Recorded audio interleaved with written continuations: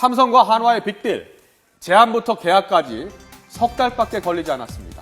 매각 대금이 2조 원에 달하는 초대형 계약인 점을 고려하면 정말 이례적인 속전속결이라고 볼 수 있죠. 네, 그렇습니다. 그야말로 이 깜짝 빅딜에 참 많은 사람들이 놀라기도 했었는데요. 특히 한화는 인수 대상 기업의 실사도 게시하지 않은 채 이 계약을 마무리했다고 합니다. 물론 삼성과 한화의 이해가 맞떨어져서 이렇게 성사가 됐겠지만 오랜 시간 이어온 두 그룹의 우호적인 분위기, 또 서로에 대한 신뢰가 한몫을 한 것으로 보입니다. 네. 삼성가와 한화가의 각별한 인연은 잘 알려져 있습니다. 그 역사가 수십 년을 거슬러 올라간다고요? 네, 그렇습니다. 이병철 삼성 창업회장과 김종희 한화 창업회장이 각별한 사이였었고요. 그 친분이 3대째 내려오고 있다고 합니다. 삼성의 창업자 이병철 회장하고 현재 하나의 김종희 하나 창업자 두 분 굉장히 친했어요. 아, 그때부터요? 예, 그때부터 친했고요. 그 위에 이건희 회장과 김승현 회장도 친하고 지금 3대로 친한 거예요. 아, 원래 그러니까 집안이 친한 집안이에요? 예, 원래 친한 집안이었고요. 네, 호암 이병철 회장, 또 현암 김종희 회장. 근데요, 이 바위 암자가 들어간 게 똑같죠? 네, 그렇습니다. 큰 바위처럼 흔들리지 않겠다는 의지가 엿보이는 것 같은데요. 네. 이병철 회장이 김종희 회장보다 나이는 12살이 더 많았지만 둘의 친분은 대를 이어서 내려올 정도였다고 합니다. 그렇군요. 자, 이병철 회장의 삼남 이건희 회장과 김종희 회장의 장남 김승현 회장. 자, 보시죠. 이 재계에서도 또 알아주는 친분을 과시하고 있다고 하죠? 네, 그렇습니다. 10살 위인 이건희 회장은 김승현 회장의 경영 멘토로 그동안 많은 도움을 준 것으로 알려져 있습니다. 때문에 김승현 회장은 큰일이 있을 때마다 이건희 회장을 찾아서 조언을 구했고 굉장히 깍듯하게 대했다는 후문이네요. 그렇군요.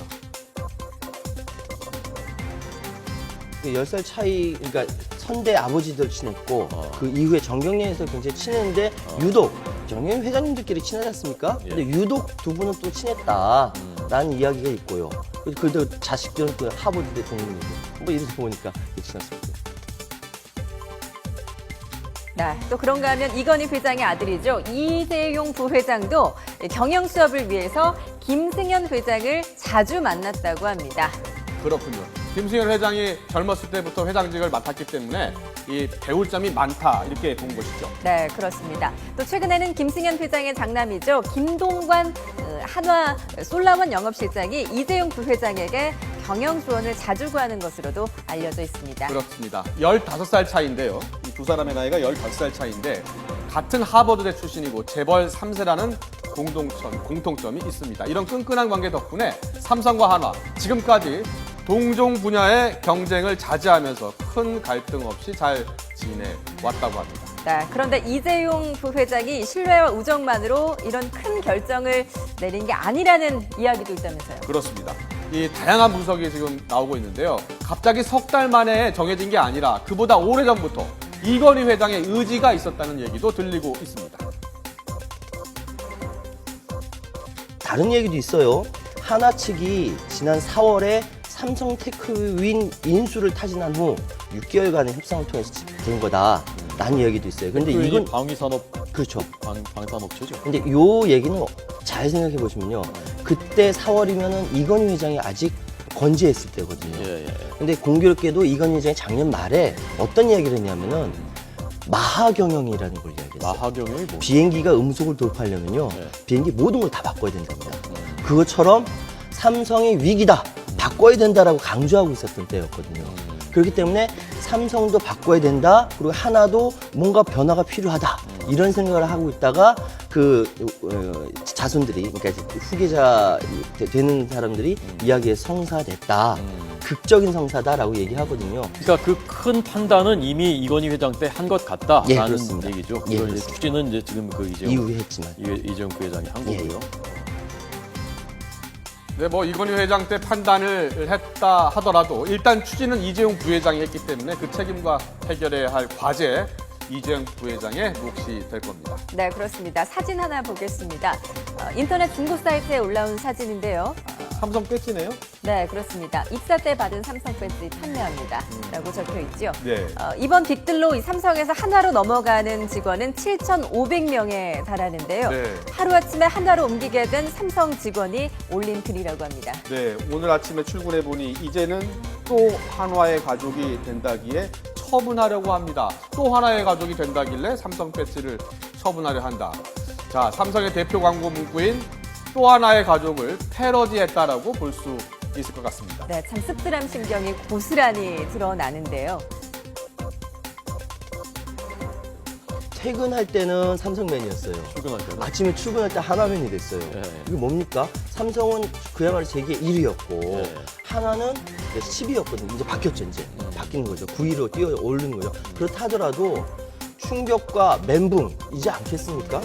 그래서 전 그런 생각을 해봤어요. 이제 마음이 좀 안 좋았을 거다. 지금 정신에 아무것도 없을 거고 그런 사람들한테 그동안 수고하셨다. 예. 회사 사정이 이러이러하니까 좀 감안해 달라. 뭐 이렇게 뭐 동영상으로 인사를 한다든지 뭐 이렇게 했으면 훨씬 더 좋지 않았을까. 인적 자본에 대해서 예. 기업이 너무 이렇게 귀히 여기지 않는 거 아닌가 뭐 이런 섭섭한 마음까지 들더라고요. 네, 삼성 배지라면 삼성맨의 자부심을 대표하는 상징물 같은데요. 자, 이걸 중고 사이트에 내놓을 정도면 정말 하루아침에 하나맨이 된 삼성 직원들의 허탈감이 어느 정도인지 짐작할 수 있을 것 같습니다. 네, 그런데 이 자부심을 잃는 것뿐만이 아닙니다. 월급이 깎일지 모른다는 그 위기에 놓여 있기도 한데요. 네. 한번 보겠습니다. 삼성토탈 임직원의 지난해 평균 연봉은 9,500만 원이었는데요. 예. 삼성종합화학을 인수하면서 삼성토탈까지 맡게 된 한화케미컬의 평균 연봉 6,780만 원이라고 합니다. 네, 2천만 원 넘게 차이가 나는데요. 네, 그렇습니다. 삼성 테크윈과 한화 볼까요? 네, 삼성 테크윈 같은 경우 7,900만 원. 그런데 한화 5,400만 원 정도죠. 네, 국내 30대 그룹 계열사 평균이 6,700만 원인데요. 주식회사 한화는 좀 더 낫죠. 네, 그렇습니다. 삼성맨들의 불안이 좀 클 수밖에 없을 것 같은데요. 네. 이들에 대한 처우 어떻게 되는 걸까요? 네, 일단은요 한화가 발표를 했습니다. 기존 삼성 계열사 직원의 연봉을 앞으로 5년간 그대로 유지한다는 방침을 밝혔고요. 그렇게 되면 한화 임직원들도 일단은 불만을 터뜨릴 것 같은데요. 네, 그렇습니다. 아무래도 그렇겠죠. 그래서 업계에서는 5년 뒤에 삼성 소속 직원들의 연봉이 낮아질 것으로 예상을 하고 있는데요. 어떻게 진행이 되더라도 양쪽에서 불만이 아예 없기란 쉽진 않을 것 같습니다. 그렇습니다. 지난 2007년에요. 삼성물산이 삼성플라자를 애경으로 넘길 때가 있었습니다. 그때 1인당 평균 8천만 원의 위로금을 지급하면서 삼성 배지 값이 1억 원이다라는 말이 나오기도 했습니다. 네. 이번에는 어떤 방식으로 사원들의 허탈한 마음을 다독일지 주목됩니다.